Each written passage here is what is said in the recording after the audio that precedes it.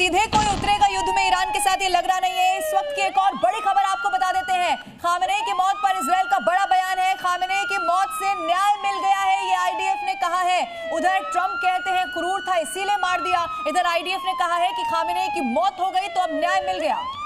तो ये बड़ा स्टेटमेंट है। एक तरफ इजराइल का ने बयान दिया था, हमने खामेनेई को मारा, क्रेडिट लेने की कोशिश की उन्होंने, क्योंकि अब तक ये संयुक्त ऑपरेशन के तौर पर देखा जा रहा था, जॉइंट ऑपरेशन यूएस और इजराइल का।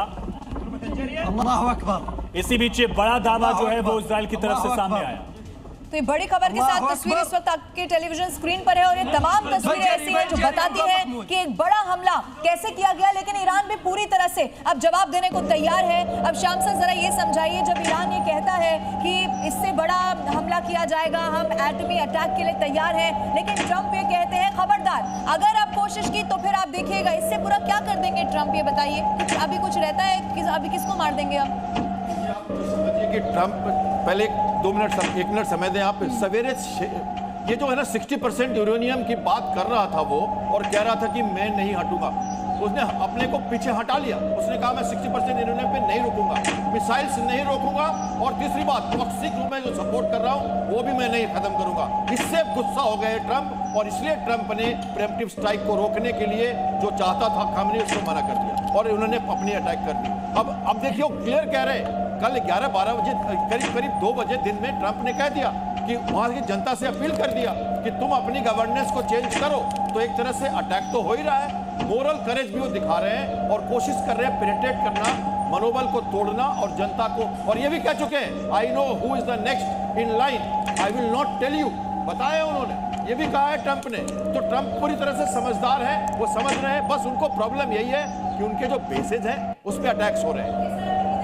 मुझे लगता है यहाँ पर ग्राफिक्स के जरिए ईरान के किन शहरों पर बमबारी की खबर मिल रही है। सर प्लीज आप भी आइए, अनुराग सर, और ये समझाइए जरा दर्शकों को कि इन जगहों पर बमबारी का मतलब क्या है। सर देखिए बिल्कुल क्लियर है कि अगर ये वेस्टर्न रीजन्स में ये सारे के सारे अटैक्स हो रहे हैं, आपको पता है सारे के सारे अटैक्स हमारे इजराइल से आ रहे हैं और वहां से फाइटर एयरक्राफ्ट से भी अटैक हो रही है। ये सारे के सारे जो हमने अभी बताया आपको, ये रिलीजियस सेंटर है, राजधानी है, न्यूक्लियर प्लांट है, यहाँ गल्फ का रीजन है, और यहाँ पे इनके ओमान की खाड़ी में आपने बताया यहाँ तो पानी की भी किल्लत है। ये पूरे के गल्फ एरिया में प्योर वाटर की बहुत प्रॉब्लम है, और अगर कंटामिनेशन हो गया गलती से भी न्यूक्लियर प्लांट का, सिविलियन प्लांट है इनका ये, और यहां से न्यूक्लियर प्लांट करते, ट्रंप ने तो उनको कहा था पूरी जिंदगी भर के लिए मैं गारंटी लेता हूं तो मैं सिविलियन न्यूक्लियर फ्यूल दूंगा। लेकिन सर यहाँ पर मैं एक बात जरूर समझना चाहती हूँ, क्योंकि कल ऐसी भी रिपोर्ट्स आई थी कि जानबूझकर सिर्फ उन्हीं शहरों को टारगेट किया गया जहां पर खामेनेई के खिलाफ प्रदर्शन बहुत तेजी से हो रहे थे। आप मुझे बात समझाइएगा।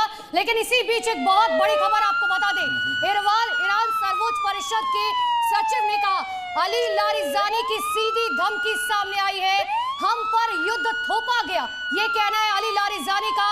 ईरान अब बदला लेगा, और ईरान बहुत पहले से सुबह से क्लियर कट कह रहा है कि अब ऐसा बदला लिया जाएगा जो आने वाली पीढ़ियां याद रखेंगी। ये बड़ी खबर है। ईरान का ये कहने का मतलब ये है कि हम युद्ध नहीं चाहते थे, युद्ध हम पर थोपा गया है, तो अब क्या अंजाम होगा ये भी अब पूरी दुनिया देख लेगी। इससे पहले भी ईरान ने यही बताने की